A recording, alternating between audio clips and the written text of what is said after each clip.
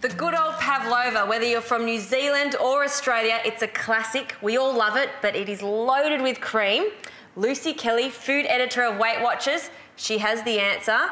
You've made a new invention. I have. A healthy pavlova. Is it possible? It is. Okay. It is. I think just to replace the whipped cream with a healthier version, which we've got a pretend sort of mock whipped cream, you wouldn't really know the difference. It's made with fresh ricotta and fromage fraise, and they beat up to form this really lovely whipped cream. So we're still using the classic meringue mixture, which you make with 4 egg whites and 1 cup of sugar. Okay. So, all right, we'll start beating that. A lot of people ruin their pavlovas to start with. It's a little bit tricky, isn't it, when you start? Because sometimes the oven's not hot enough, it's not cool enough, they don't dry out enough. But weather plays havoc with meringue. So the more humid it is, the more moisture there is in the air. So it's going to actually go into the pavlova.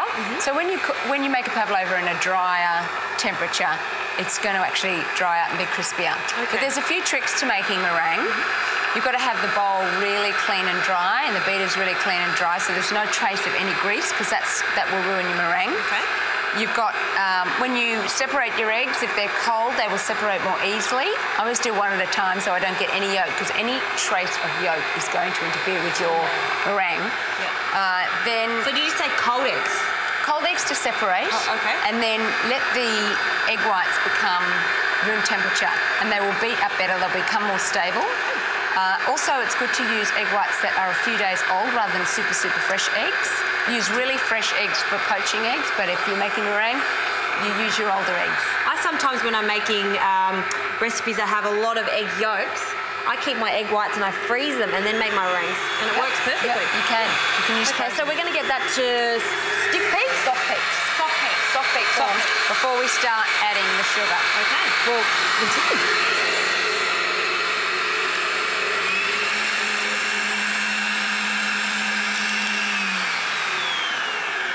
So I'm just going to check the egg whites to make sure they're at soft peak form. This is the important stage, so you've got to make sure. So you can see they're just forming soft peaks. They just sort of flop over. So that now is ready to start adding the sugar. So it's 1 spoonful at a time, never too much. Just gradually add the sugar. So I'm adding 1 cup of sugar to 4 egg whites. That's standard, isn't it? 1 cup to 4 eggs. It's really easy to remember. If you're away on holidays and you want to make a pavlova, it's the easiest thing to remember the recipe. Oh, we're getting glossy now.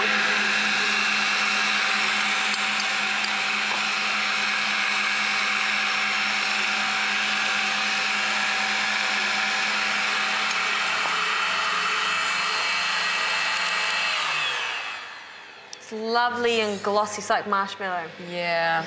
So this is nice and thick and glossy. That's what you want. So we'll take the beater out. Yep. Look at that. It's probably not a good idea to bang this against the side of the bowl because you don't want to deflate it. You just want to... that's what I've been doing. So you just scrape that out. Oh, it's nice and firm. So I'm just going to stir in 2 tablespoons of corn flour and 2 teaspoons of white vinegar. And what that does is it helps form the marshmallow effect in a pavlova. So you get that soft marshmallow centre and the crispy outside. It also helps stabilise it. I like it a little bit chewy. I like it chewy too. So if you want it chewy, you cook it a little bit faster and you cool it a little bit faster, and that helps it. And you don't really need the corn flour and the vinegar if you want it to be chewy.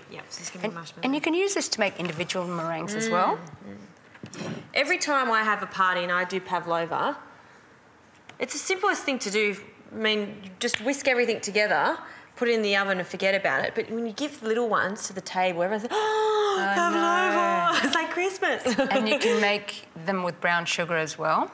Okay, So chocolate, I've tried chocolate. That was quite a nice one. Bit of cocoa. Bit of cocoa in there. So what I've got here is a piece of baking paper with an 18 centimetre circle on the top.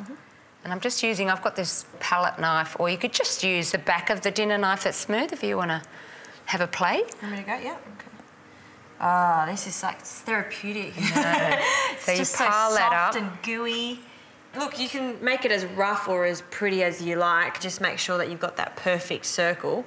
But yeah, I like to hollow out a little bit of a bit in just the sort centre. of make a bit of a, and that will hold the cream. Yep. So this goes into a 150-degree oven, and I straight away turn the oven down to 120 degrees, and that cooks for 1 hour and 20 minutes. And then I turn the oven off and I let the pavlova cool in the oven until it's completely cold. So that's cooled down nicely. It's ready to go, nice and crunchy. It is. It's all dried out and lovely.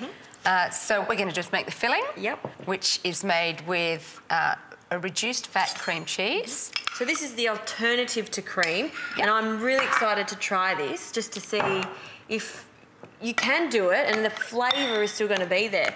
At the moment, it's still the consistency of cream, so...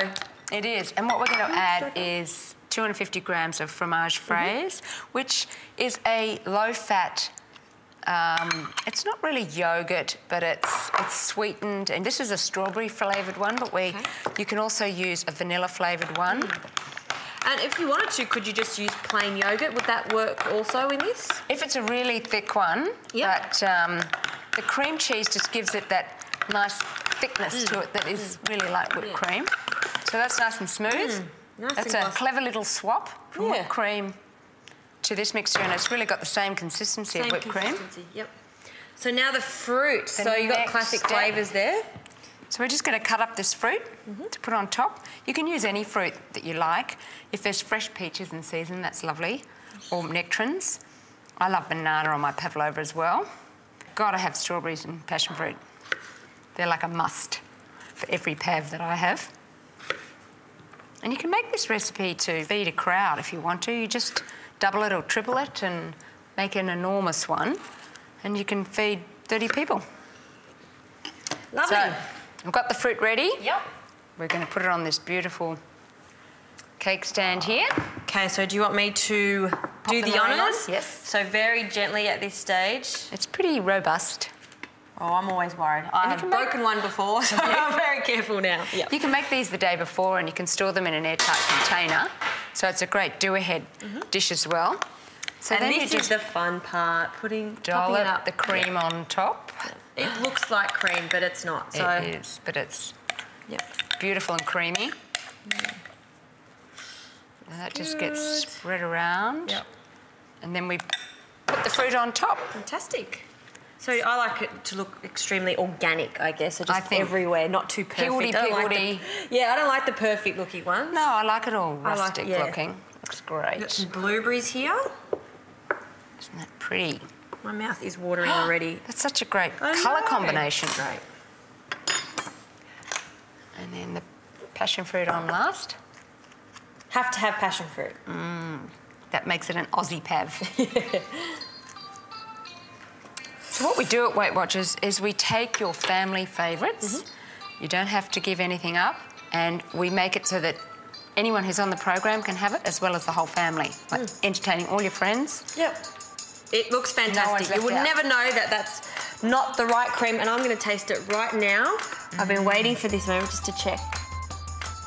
Isn't that yum? I think that's better than cream. You don't need the cream. No. Use that. I'm going to be using that from now on. Thanks, Lucy. It's a pleasure.